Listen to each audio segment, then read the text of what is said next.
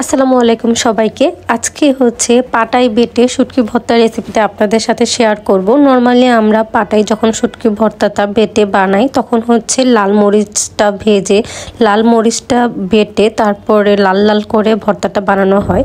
But আজকে আমরা যে ভিডিওটা বানাচ্ছি, ভিডিও বানানোর এই জন্যই রিজন হচ্ছে কাঁচামরিচ দিয়ে শুটকি ভর্তা করব আজকে পাটাই বেটে। প্রথমেই আমরা পেঁয়াজ, রসুন এবং হচ্ছে কাঁচামরিচ ভালোভাবে তেলের মধ্যে ভেজে নেব।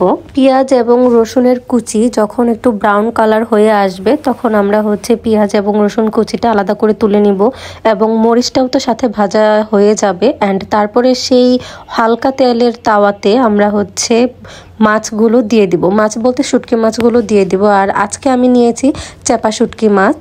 শুটকি ভর্তার মধ্যে মূলত চেপা শুটকি ভর্তাটাই সবার মনে হয় বেশি পছন্দ, কারণ এটার স্মেলটা অনেক ইয়ামি হয়, মানে স্মেলটা শুনলে মনে হয় যে অনেক ইয়ামি হবে। শুটকিটা হালকা তেলের মধ্যে ভালোভাবে ভেজে নিলাম এবং তারপর আমি হচ্ছে পাটাই বাটার জন্য পাটাটা রেডি করে নিচ্ছি। আর যেহেতু শুটকি ভর্তাটা বানাবো সেটা যেন একটু ভেজা ভেজা না হয়, তাই পাটাটা আমি ধুয়ে প্রথমে ভালোভাবে মুছে নিলাম টিস্যু দিয়ে। আপনারা চাইলে কাপড় দিয়েও মুছতে পারেন, বাট টিস্যু দিয়ে মুছলে হচ্ছে পাটার পানিটা সুন্দর করে উঠে আসে।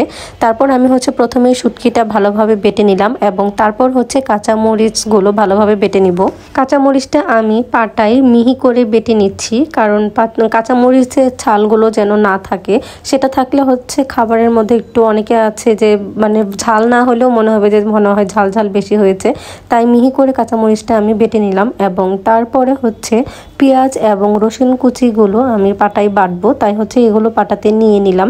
আর কাঁচামরিচ যেহেতু আমার একটু মনে হয়েছে যে বেশি হয়েছে, তাই অল্প কিছু কাঁচামরিচ তুলে রেখেছিলাম, কারণ বেশি ঝালের জন্য যদি খাবারটার টেস্টটাই নষ্ট হয়ে যায় বা অনেকে যদি খেতে না পারে তাহলে খাবারের মজাটাই নষ্ট হয়ে যাবে যে খাবারের ভিতরে ঝালটা বেশি হয়েছে। তাই পরিমাণ মতো কাঁচামরিচ নিয়েছিলাম।